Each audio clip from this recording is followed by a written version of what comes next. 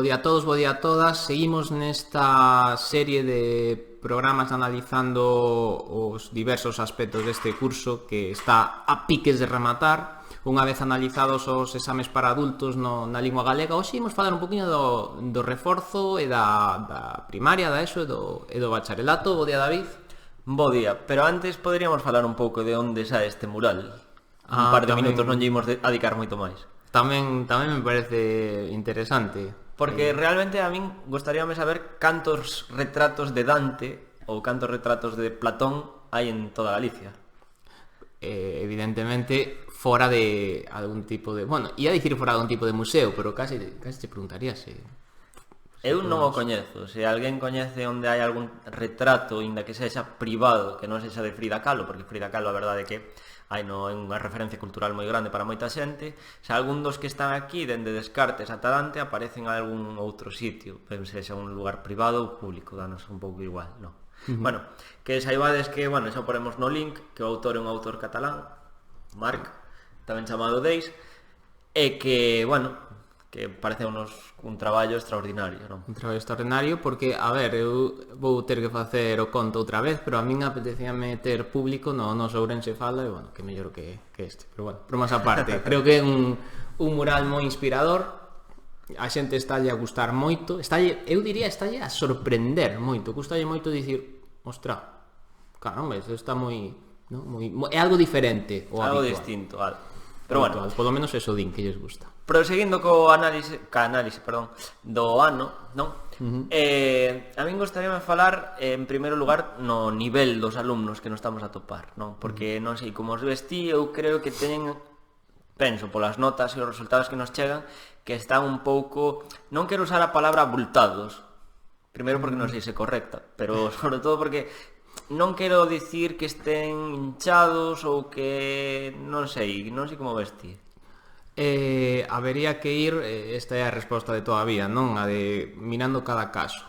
É verdade que este ano os criterios de corrección e os criterios de examinación, segundo o meu punto de vista, están baixando. Non sei se é unha especie de adaptación ao que aconteceu o ano pasado, que pode ser, ou simplemente que a educación cada vez é menos exixente, que tamén pode ser, non? Estou vendo nalgúns casos que me preocupan especialmente, sobre todo porque en primaria, como os rapaces están incluso onde tiven coñecemento dun caso no que unha profesora lles mandaba un correo dicindo: rapaces, vou vos perdoar o último exame porque foi un ano moi duro. Para min, eu respeto a decisión da profesora de premiar os cativos, os alumnos, etc., pero creo que non é a idea, antes de pasar a eso, que che regalen, che agasallen con ese último exame sen facer, non sei, estou vendo cousas deste estilo, dunha baixada de listón para probar bastante preocupante. Pero máis alo da exigencia, non? Creo que poderíamos falar de que tanto ti como a min coñecemos alumnos, partindo da base que nunca se dá todo o libro, non? Pero que eu teño un alumno da ESO no que o libro de matemáticas solamente deron 3 temas, 9 meses. É dicir, as súas competencias cando pasen de curso van a ser dun só trimestre. Suele pasar sobre todo no tema dos idiomas, non? Adoita. Sobre todo en materias como francés, non? Que pola sistemática pois podes entender que simplemente se den 3-4 temas, porque moitas cousas das que se ven danse a través ou ben de fichas ou ben de lectoescritura, exercicios dese tipo. Mais en matemáticas é completamente incomprensible como certas partes non se chegan a dar porque non dan tempo, non? E despois coñecemos o caso contrario, de xente que xa ten todo preparado dende o mes de setembro, xa ten as datas dos exames, pois nin uns nin outros. Pero si é certo que, por exemplo, o tema da estadística pásase olímpicamente dela, probabilidade prácticamente non se dá, pero de aí a dar 3 temas, 4... É especialmente preocupante no eido das ciencias, porque nas linguas, o exemplo máis paradigmático, o inglés, verdadeiramente existe un encabalgamento de temas. Explico este concepto que parece que sacado de Platón, non?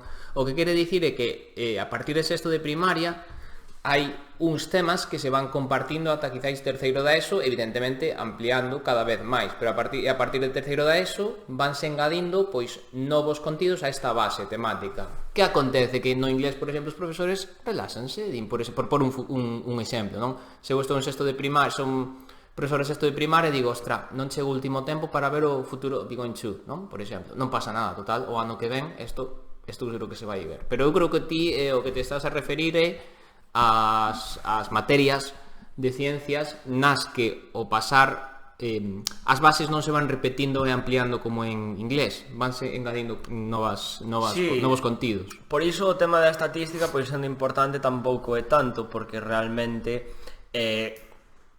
por dicilo así é un caso aparte, non? Pero poño un exemplo. Todo o temario de terceiro da ESO vai encamiñado a ver as funcións, non? Primeiro das as ecuacións de segundo grado, danse os sistemas de ecuación, repásanse do ano anterior, vense como son as funcións, vense como funcionan redundando as funcións cuadráticas e tal, e todo para que unha persoa poida analizar unha gráfica, non? Esa finalidade, que ti vexas unha gráfica e saibas máis ou menos cal é a función, para que? Para analizar os datos. De aí que ao final veña a probabilidade estadística porque ten relación co anterior. Pero claro, vémonos no caso de que, imagínate, rematas terceiro da ESO, chegas a cuarto, hai algunhas cousas que, como ben dis ti, repítense, pero outras non. Pero que un rapaz non pode dar 3-4 temas e chegar ao final do curso sen saber. De feito, tanto é así que estamos nos a dar. Estamos nos a impartir esa materia para que os rapaces non se queden sen ela, que é un pouco a idea que imos ter no verán. Da xente que vai vir non vai a repasar o curso, porque hai moitas cousas que xa se diron e nos entendemos que quedan dadas. Imos ampliar ou ben rematar de dar todas aquelas cousas que non se diron, non se impartiron durante o curso, o cal é bastante grave, non?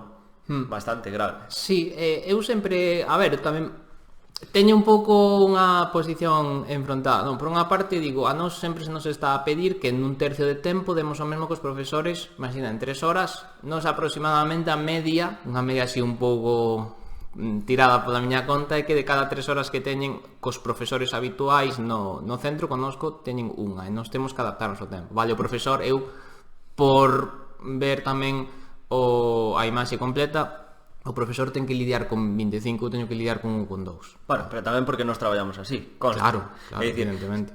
Por un exemplo, se nós tiveramos grupos de 5, 6, 7 persoas con idades moi dispersas, sería imposible de impartir toda a asignatura, pero como nós sempre temos clases ou ben dunha persoa ou como máximo de 2, permítenos unha interacción moito máis intensa e saber máis ou menos en que nivel anda cada un. Sí, pero de todos os xeitos, o que che dicía antes, o tema do grupo, non sei ata que punto xustifica o feito de que os profesores avancen tan lentamente. Non sei se que eles se adaptan a unha maioría da clase que ten un nivel máis baixo, ou non sei exactamente se queren fortalecer ben os alicerces da materia.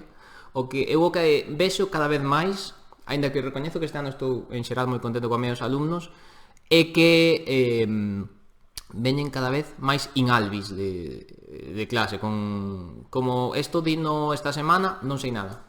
Vale, pode acontecer unha vez, non sei, as matemáticas, cando a primeira vez que se atopan con Pitágoras, imagina que non é especialmente complexo, non? Pero bueno, a primeira vez que atopas unha materia eu entendo, pero todos os días, todas as leccións, prácticamente a moi grande parte das materias que está a acontecer nas clases.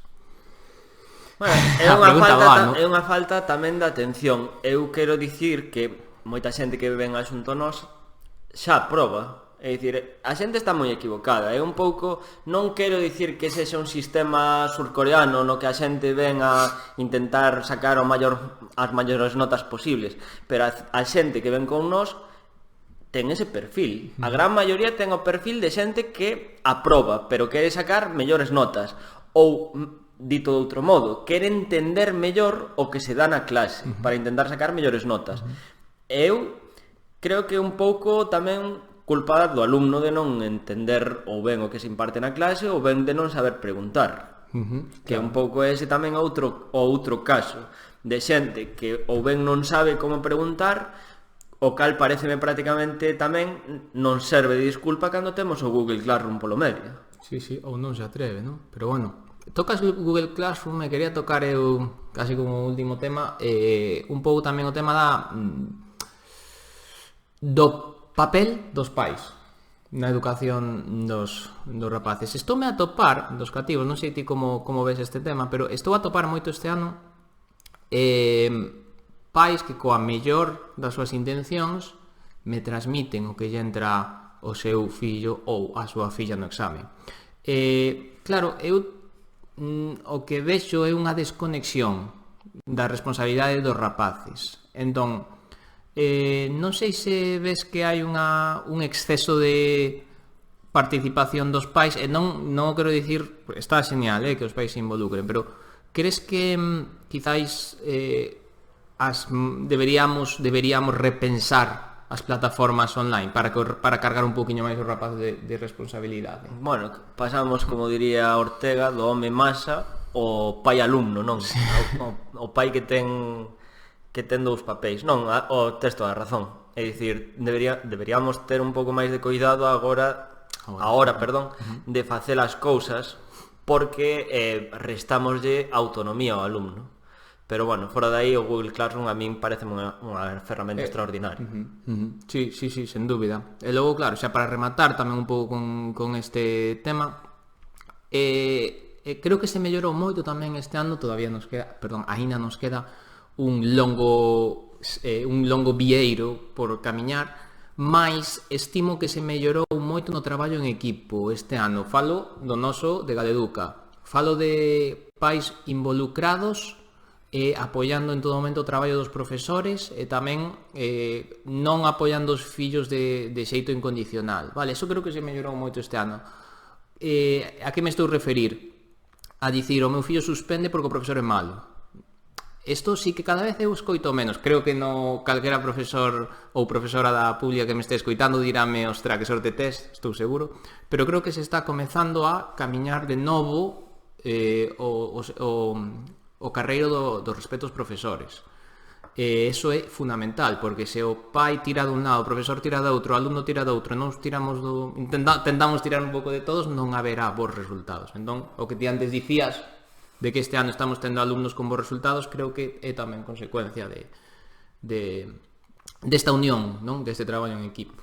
Sí, desta unión de autocrítica, non? Un pouco de pensar cal é a responsabilidade de cada un, pensar cal é a responsabilidade do alumno, cal é a responsabilidade do profesor, cal é a nosa responsabilidade, pero bueno, creo que estou contigo, que entre todos pois estamos chegando ao obxectivo na gran maioría dos rapaces. Menos culpas e máis solucións. Tal cual. Así que non sei se queres tocar algún tema máis. Por min está perfecto. Perfecto, pois logo, pola miña parte, na análise deste curso 2021-2022 no que atingue os reforzos de primaria, ESO e bacharelato, nada máis. E nada menos, moitas gracias por vernos.